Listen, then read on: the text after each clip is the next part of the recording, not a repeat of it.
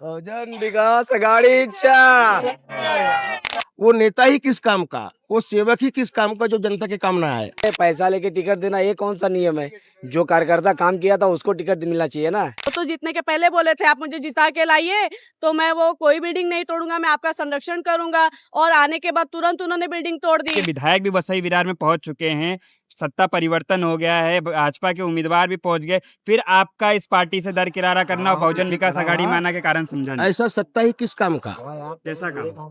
कि जो कारपोरेशन चुनाव होने के बाद लोग बेघर हो, समझे नहीं लोड बेरिंग बिल्डिंगें तोड़ी जाए, हाँ। चालियां तोड़ी जाए। कोरोना महामारी तो में गनीमत था, लेकिन जिस एंगल से लोग चल रहे हैं भारतीय जनता पार्टी वाले, बिहार में डेमोलेशन होता है, वहां लोगों को रूम नहीं दिया गया। दिल्ली में सरकार बनती है तो वहां पे लोगों को रूम नहीं दिया गया। कौन सी गारंटी है कि यहाँ डेमोलेशन होगा तो लोगों को रूम मिलेगा? वो नेता ही किस काम का, वो सेवक ही किस काम का जो जनता के काम ना आए। इसलिए हमने निर्णय लिया कि ऐसी पार्टी में हमें रहने की आवश्यकता नहीं है। बहुजन विकास आघाड़ी यहाँ की मजबूत पार्टी है और लोगों का ख्याल रखती है। जय हो। और हम उसके लिए उनके साथ में जुड़े हैं। कहीं ना कहीं आप बोल रहे हैं कि बीजेपी जो राष्ट्र पार्टी है, जो अपने आप को जनता की पार्टी बोलती है, वो जनता कहीं की नहीं है। वो जनता की अगर होती तो बिहार में रूम क्यों नहीं मिलते लोगों को, फ्लैट क्यों नहीं मिलते? जो 41 बिल्डिंगों का भी वही हाल है। 41 बिल्डिंग का हुआ, अब वो तो आपके सामने ही है। और 4 बिल्डिंग का तो 4 बिल्डिंग का आपके अचोले में हुआ। 3 बिल्डिंग में ये जो आपका प्रगति नगर है वहां पे हुआ। अभी कारपोरेशन चुनाव के बाद जो कंडीशन होने वाले हैं वो तो बहुत ही दर्दनाक होने वाले हैं। कहीं ना कहीं आपका ही कॉलर पकड़ा जाता है बीजेपी में होते तो। नहीं, वो कॉलर तो एक अलग चैप्टर है, दाग तो लगता है अगर हम बीजेपी में होते। बहुजन में है, सेवक है जनता के, तो दाग तो लगेगा ही। लेकिन बहुजन विकास आघाड़ी हितेन ठाकुर जी और क्षितिज ठाकुर जी के नेतृत्व में है, ये जनता का निवारण करेंगे, मुझे 101% उम्मीद है जी। जैसा कि अब 4 दिन और बचे हैं महानगर पालिका चुनाव में, जो समर्थन पहले बीजेपी को था, अब क्या वही दम से समर्थन बहुजन विकास आघाड़ी को रहेगा आपकी तरफ? उससे ज्यादा, उससे डबल पावर में रहेगा। क्या लग रहा है वार्ड नंबर 10 बहुजन के खाते में? 100%। या हमारे साथ डिंकू सिंह जी है, आइए उनसे जानते हैं। उन्होंने भी हाल ही में ही पक्ष प्रवेश किया है बहुजन विकास आघाड़ी में। नमस्कार सर, क्या कुछ कहेंगे? जिस तरीके से बीजेपी को कार्यकर्ताओं की जरूरत नहीं है और आप सब बहुजन विकास आघाड़ी में शामिल हो रहे हैं, क्या कुछ कारण है? बीजेपी को कार्यकर्ताओं की जरूरत है, लेकिन वो अनपढ़ कार्यकर्ताओं की जरूरत है। जिनको साइन नहीं करने आता है वो चुनाव लड़ेंगे। जो अंगूठा लगाए वही चुनाव लड़ जो सकता है। अंगूठा लगाएगा उसी को नगर सेवक को बनाएंगे, ताकि वो वार्डों में कुछ काम न कर पाए, अच्छा। न जनता से मिल पाए, न जनता से बात कर पाए। ऐसे प्रत्याशियों को चुनाव लड़ाती है। जिस तरीके से यहाँ पे टिकट वितरण किया गया, आप पहले बीजेपी में थे, जिस तरीके से टिकट वितरण किया, क्या कुछ समीकरण है? क्या बीजेपी हारने का प्रयास कर रही है या फिर कहीं ना कहीं बीजेपी को वसई विरार में खत्म करने की साजिश चल रही है? बीजेपी में जो बाहर के लोग आए हैं, अभी तो देखो भैया हमारे थे, ये भी 20 साल से उसमें काम कर रहे थे। भाभी है मेरी, ये भी 15-20 साल से, मैं भी 10 साल से काम कर रहा था। तो जो कार्यकर्ता काम करने वाले हैं, जो काम करते थे, अपने लोगों का जो काम करते थे, उनको टिकट न देके जो बाहर के 2 दिन पहले आए हैं उनको टिकट दिया गया है। तो ये हराने का काम ही चल रहा है। पैसा लेके टिकट देना बड़ी बात बोल रहे हैं। बड़ी बात नहीं, बड़ी बात है ही है। पैसा लेके टिकट देना ये कौन सा नियम है? जो कार्यकर्ता काम किया था उसको टिकट मिलना चाहिए ना। तो आप कहीं ना कहीं बीजेपी से इसलिए नाराज है क्योंकि टिकट नहीं मिला है? नहीं, टिकट तो आता जाता रहेगा। हाँ। हमारी छवि ऐसी है कि हम जहाँ जाएंगे जनता हमारा साथ देगी। बाकी अगर हम निर्दलीय चुनाव लड़ते तो भी जीत जाते, लेकिन चुनाव नहीं लड़ना है, हमें जनता का सपोर्ट करना है, जनता का घर बचाना है।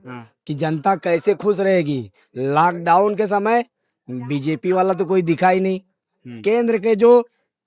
केंद्र से जो खिचड़ी आती थी वो खिचड़ी लोगों में ये लोग खिलाते थे।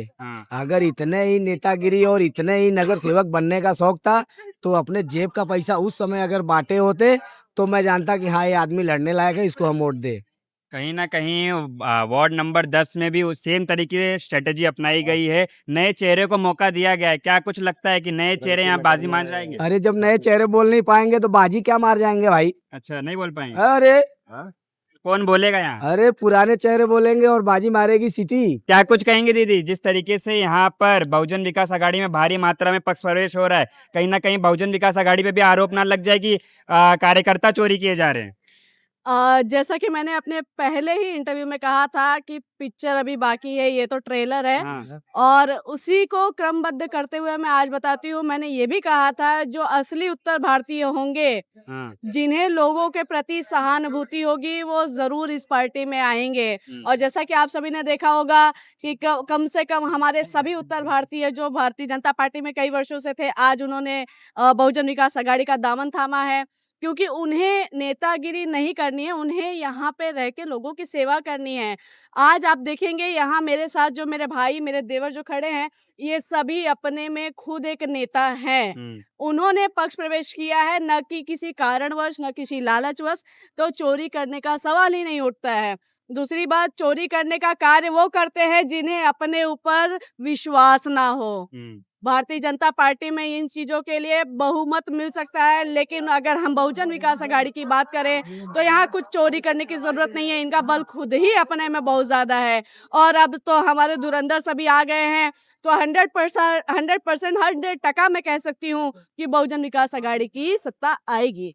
जो राजन नायक ने वादा किया था कि 105 नगर सेवक हमारे आएंगे, महापौर हमारा ही रहेगा, उनको क्या कुछ कहना चाहेंगे? देखिए, वो नेता है और नेता जो बातें करते हैं आपको पता होगा कितना सत्य होता है। अच्छा। वो तो जीतने के पहले बोले थे आप मुझे जिता के लाइए तो मैं वो कोई बिल्डिंग नहीं तोड़ूंगा, मैं आपका संरक्षण करूंगा। और आने के बाद तुरंत उन्होंने बिल्डिंग तोड़ दी। और जैसे ही लोगों ने उन्हें पूछा चालू किया कि आपने तो कहा था बिल्डिंग नहीं टूटेगी, फिर बोले अरे तो क्या तुमने मुझे इसलिए जिता के लाया था क्या? अच्छा, तो उनकी बातों का क्या कहना, वो तो नेता आदमी है। हम जैसे कर्मचारी और एक छोटे मोटे कार्यकर्ता थोड़ी हैं।